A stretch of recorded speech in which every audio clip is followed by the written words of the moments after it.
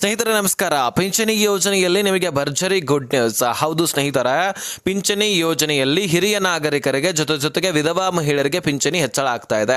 ಹಾಗೆ ಅಂಗವಿಕಲರು ಕೂಡ ಕಮೆಂಟ್ ಮಾಡಿದ್ರೆ, ಈ ಹಿಂದೆ ನಾನು ಪಿಂಚಣಿ ಯೋಜನೆ ಬಗ್ಗೆ ಮಾಹಿತಿ ತಿಳಿಸಿಕೊಟ್ಟಾಗ ಬಹಳಷ್ಟು ಅಂಗವಿಕಲರ ಬಗ್ಗೆ ನಾನು ಮಾಹಿತಿ ಕೊಟ್ಟಿರಲಿಲ್ಲ, ನಮಗೆ ಯಾಕೆ ಹೆಚ್ಚಳ ಆಗಿಲ್ಲ ಅಂತಕ್ಕಂತಹ ಪ್ರಶ್ನೆಗಳು ಕೂಡ ಬಂದಿದ್ವು.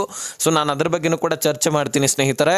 ನೀವು ಎಲ್ಲರೂ ಕೂಡ ಈ ಒಂದು ವಿಡಿಯೋನ ಕೊನೆವರೆಗೂ ವಾಚ್ ಮಾಡಿದ್ರೆ ಎಷ್ಟರಿಂದ ಎಷ್ಟಕ್ಕೆ ಪಿಂಚಣಿ ಏರಿಕೆ ಆಗ್ತಾ ಇದೆ, ಯಾವಾಗ ಏರಿಕೆ ಆಗ್ತಾ ಇದೆ, ಜೊತೆಗೆ ಡಿಸೆಂಬರ್ ತಿಂಗಳ ಹಣ ನಿಮಗೆ ಸರಿಯಾಗಿ ಕೊಟ್ಟಿಲ್ಲ ಪಿಂಚಣಿ ಯೋಜನೆಯಲ್ಲಿ. ಅದೇ ರೀತಿಯಾಗಿ ಫೆಬ್ರವರಿ, ಜನವರಿ, ಅದೇ ರೀತಿಯಾಗಿ ಫೆಬ್ರವರಿ 3 ತಿಂಗಳ ಹಣವನ್ನು ಕೊಡಬೇಕಾಗಿದೆ ಸರ್ಕಾರ. ಯಾಕಂದರೆ ಫೆಬ್ರವರಿ ಕೂಡ ಪ್ರಾರಂಭವಾಗ್ತಾ ಇದೆ, ಇದನ್ನು ಕೂಡ ಕೊಡಲೇಬೇಕಾಗತ್ತೆ. ಸೊ ಹೀಗಾಗಿ 3 ತಿಂಗಳ ಹಣದ ಬಗ್ಗೆನೂ ಕೂಡ ನಾವು ಚರ್ಚೆ ಮಾಡೋಣ. ಸಾಕಷ್ಟು ಫಲಾನುಭವಿಗಳಿಗೆ ದುಡ್ಡು ಸರಿಯಾಗಿ ಬರ್ತಾ ಇಲ್ವಂತೆ. ಇದಕ್ಕೆ ಉತ್ತರ ಸರಿಯಾಗಿ ಸರ್ಕಾರವೇ ಕೊಟ್ಟಿದೆ. ಯಾವ ಕಾರಣಕ್ಕಾಗಿ ಬರ್ತಾ ಇಲ್ಲ? ಯಾಕಂದರೆ 23 ಲಕ್ಷ ಫಲಾನುಭವಿಗಳನ್ನು ಇದರಿಂದ ಹೊರಗಿಟ್ಟಿದ್ದಾರೆ. ಅದು ಯಾವ ಕಾರಣಕ್ಕಾಗಿ? ಅದೆಲ್ಲದರ ಬಗ್ಗೆ ನಾವು ಚರ್ಚೆ ಮಾಡೋಣ. ಬಹಳ ಇಂಪಾರ್ಟೆಂಟ್ ಮಾಹಿತಿ. ರಾಜ್ಯದ ಎಲ್ಲ ಪಿಂಚಣಿದಾರರು ಈ ಒಂದು ವಿಡಿಯೋನ ಆದಷ್ಟು ಕೊನೆವರೆಗೂ ವಾಚ್ ಮಾಡಿ ಸ್ನೇಹಿತರೆ. ಈ ಪಿಂಚಣಿ ಯೋಜನೆಯಲ್ಲಿ ನಿಮಗೆ ನಾನು ಮೊದಲು ಹಿರಿಯ ನಾಗರಿಕರಿಂದ ಪ್ರಾರಂಭ ಮಾಡ್ತೀನಿ. ಹಿರಿಯ ನಾಗರಿಕರಿಗೆ ಈಗ ಕೇಂದ್ರ ಸರ್ಕಾರದಿಂದ ವಿಧವಾ ಮಹಿಳೆಯರಿಗೆ ಪಿಂಚಣಿ ಹೆಚ್ಚಳ ಆದರೆ ರಾಜ್ಯ ಸರ್ಕಾರದಿಂದ ಹಿರಿಯ ನಾಗರಿಕರಿಗೆ ಹೆಚ್ಚಳ ಆಗತ್ತೆ ಎನ್ನುವಂತಹ ಮಾಹಿತಿ ಸಿಕ್ಕಿತ್ತು. ಆದರೆ ಇನ್ನೂ ಹೆಚ್ಚಳ ಆಗಿಲ್ಲ. ಇಲ್ಲಿ ಸ್ವತಃ CM ಸಿದ್ದರಾಮಯ್ಯನವರು ಹಿರಿಯ ನಾಗರಿಕರ ಸಭೆಯಲ್ಲಿ ಈ ಒಂದು ಭಾಷಣವನ್ನು ಬಿಗಿತಾರೆ. ನಾನು ಕಳೆದ 2 ವರ್ಷದಿಂದ ಪಿಂಚಣಿಯನ್ನು ಹೆಚ್ಚಳ ಮಾಡಬೇಕಂತ ಕಾಯ್ತಾ ಇದ್ದೆ, ಕಾರಣಾಂತರಗಳಿಂದ ಆಗಿರಲಿಲ್ಲ.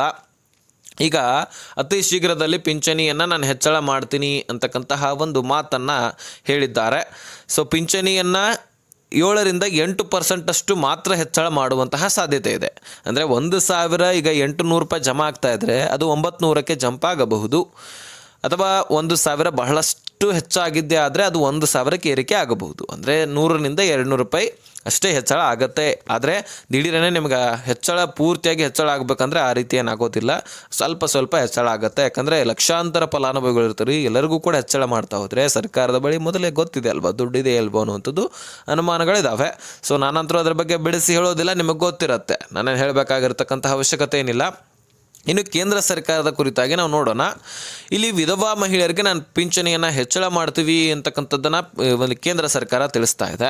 ಯಾಕಂದರೆ ಅವರ ಬೆಳವಣಿಗೆಗೆ, ಅವರ ಸಬಲೀಕರಣಕ್ಕಾಗಿ, ಅವರ ಉನ್ನತೀಕರಣಕ್ಕಾಗಿ, ಅವರ ಮಕ್ಕಳ ವಿದ್ಯಾಭ್ಯಾಸಕ್ಕಾಗಿ ಎಲ್ಲೋ ಒಂದು ಕಡೆ ಹೆಲ್ಪ್ ಆಗುತ್ತೆ ಎನ್ನುವಂತಹ ಮಾಹಿತಿಗೋಸ್ಕರ ಈ ಪಿಂಚಣಿಯನ್ನು ಹೆಚ್ಚಳ ಮಾಡ್ತಾ ಇತ್ತು.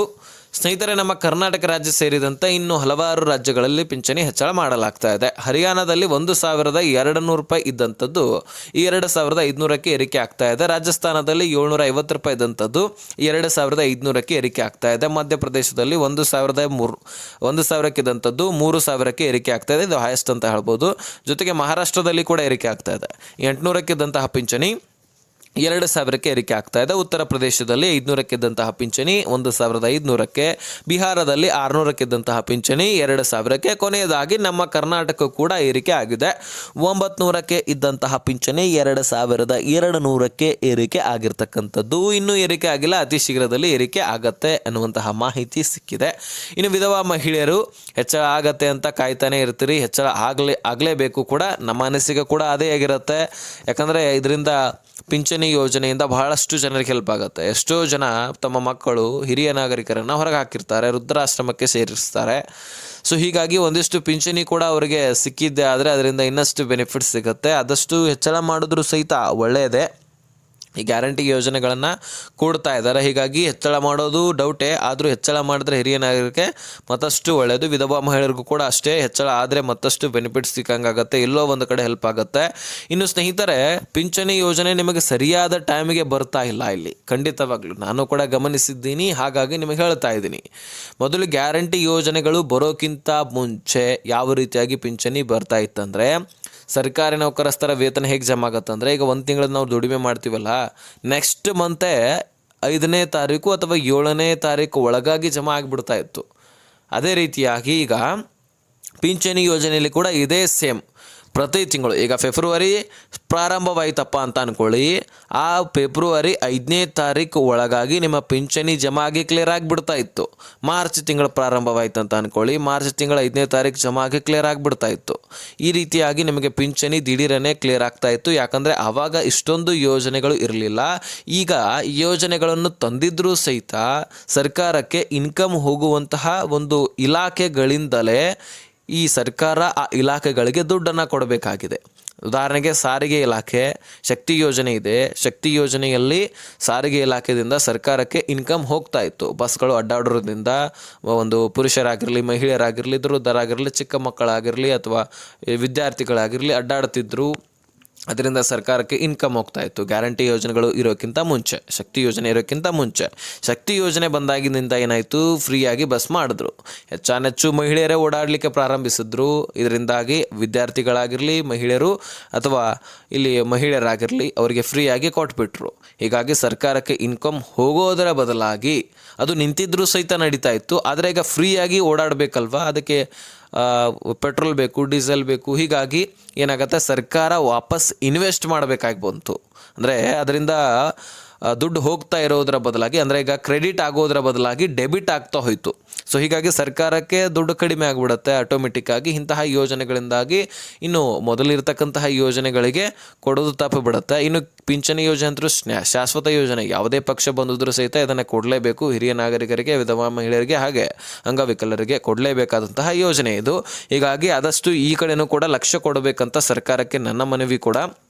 ಯಾಕಂದರೆ ಎಷ್ಟೋ ಲಕ್ಷಾಂತರ ಫಲಾನುಭವಿಗಳು ಕಾಯ್ತಾ ಇರ್ತಾರೆ ಈ ದುಡ್ಡಿಗಾಗಿ, ನನಗೊಂದು ಕಡೆ ಹೆಲ್ಪ್ ಆಗುತ್ತೆ ಅಂತ. ಅದನ್ನು ಕೊಟ್ಟರೆ ಬೆಟ್ರು ಅಂತ ನಾನು ಇಲ್ಲಿ ಅನಿಸಿಕೆಯನ್ನು ಹೇಳ್ತೀನಿ. ಇನ್ನು ನಿಮ್ಮ ಅನಿಸಿಕೆ ಏನು ಅನ್ನೋದನ್ನು ಕಮೆಂಟ್ ಮಾಡಿ. ಸದ್ಯಕ್ಕೆ ಈ ಒಂದು ವಿಧವಾ ಮಹಿಳೆಯರಿಗೆ ಮತ್ತು ಹಿರಿಯ ನಾಗರಿಕರಿಗೆ ಹೆಚ್ಚಳ ಆಗುತ್ತೆ. ಇನ್ನು ಅಂಗವಿಕಲರು ಕೇಳ್ತಾ ಇದ್ರಿ, ಅವ್ರಿಗೂ ಕೂಡ ಹೇಳ್ತೀನಿ, ಅಂಗವಿಕಲರಿಗೆ ಪಿಂಚಣಿ ಹೆಚ್ಚಳ ಆಗ್ತಾ ಇಲ್ಲ, ಆಲ್ರೆಡಿ ಹೆಚ್ಚಳ ಇರುತ್ತೆ.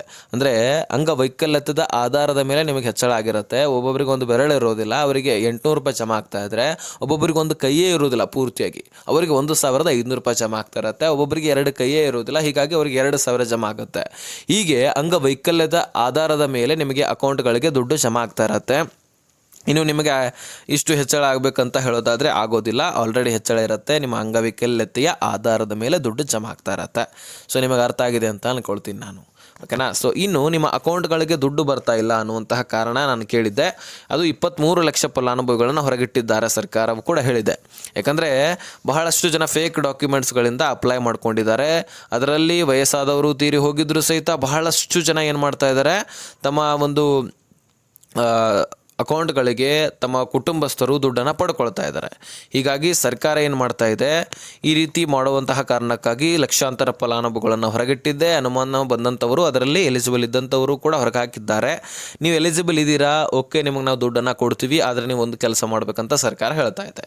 ನಾನು ಹೇಳಿದ್ದೀನಿ ಸಾಕಷ್ಟು ಬಾರಿ ಪಿಂಚಣಿ ಯೋಜನೆಗೆ ಸಂಬಂಧಪಟ್ಟಂತಹ ವಿಡಿಯೋಸ್ಗಳಲ್ಲಿ, ನಿಮ್ಮ ಜೀವಿತ ಪ್ರಮಾಣ ಪತ್ರವನ್ನು ನೀವೇನು ಮಾಡಬೇಕು, ಯಾವ ಬ್ಯಾಂಕ್ನಲ್ಲಿ ದುಡ್ಡನ್ನು ಕೊಡ್ತಿರ್ತಾರೆ ನಿಮಗೆ, ಯಾವ ಬ್ಯಾಂಕ್ ಅಕೌಂಟನ್ನು ನೀವು ಅಟ್ಯಾಚ್ ಮಾಡಿರ್ತೀರಿ ಪಿಂಚಣಿ ಯೋಜನೆಗೆ, ಆ ಬ್ಯಾಂಕಿಗೆ ಹೋಗಿ ಈ ಒಂದು ಡೀಟೇಲ್ಸನ್ನು ಕೊಡಬೇಕು. ಅಂದರೆ ಜೀವಿತ ಪ್ರಮಾಣ ಪತ್ರ ಅಂದರೆ ಲೈಫ್ ಸರ್ಟಿಫಿಕೇಟು. ಈ ಸರ್ಟಿಫಿಕೇಟನ್ನು ನೀವು ಕೊಟ್ಟಿದ್ದೆ ಆದರೆ ಮಾತ್ರ ನಿಮ್ಮ ಅಕೌಂಟ್ಗಳಿಗೆ ದುಡ್ಡು ಜಮಾ ಆಗುವಂಥದ್ದು. ಖಂಡಿತವಾಗ್ಲೂ ಜಮಾ ಆಗುತ್ತೆ. ನೀವು ಎಲಿಜಿಬಲ್ ಇದ್ದಿದ್ದೆ ಆದರೆ ನಿಮ್ಮ ಲೈಫ್ ಸರ್ಟಿಫಿಕೇಟನ್ನು ಕೊಡಿ. ಓಕೆ, ನಿಮಗೆ ಎದ್ದು ಹೋಗ್ಲಿಕ್ಕೆ ಆಗೋದಿಲ್ಲ, ವಯಸ್ಸಾಗಿದೆ ಅಥವಾ ಅಂಗವಿಕಲರಿದ್ದರೆ ನಿಮ್ಮ ಕುಟುಂಬಸ್ಥರನ್ನು ಕಳುಹಿಸಿ ಅಲ್ಲಿ ಕೊಟ್ಟು ವಿಡಿಯೋ ಕಾಲ್ನ ಮುಖಾಂತರ ಕನ್ಫರ್ಮ್ ಮಾಡಿದ್ರೆ ಸಾಕು, ನಿಮ್ಮ ಅಕೌಂಟ್ಗಳಿಗೆ ಎಂದಿನಂತೆ ದುಡ್ಡು ಜಮಾ ಆಗುತ್ತೆ. ಸೊ ಈ ಇನ್ಫಾರ್ಮೇಷನ್ ನಾನು ನಿಮಗೆ ಕೊಡಲೇಬೇಕಾಗಿತ್ತು, ಕೊಟ್ಟಿದ್ದೀನಿ. ಏನೇ ಕ್ವಶನ್ಸ್ ಇದ್ದರೂ ಡಿಸ್ಕ್ರಿಪ್ಷನಲ್ಲಿ ಇನ್ಸ್ಟಾಗ್ರಾಮ್ ಲಿಂಕ್ ಇರುತ್ತೆ, ಅಲ್ಲಿಂದ ಮೆಸೇಜ್ ಮಾಡಿ, ಖಂಡಿತವಾಗ್ಲೂ ರಿಪ್ಲೈ ಕೊಡ್ತೀನಿ.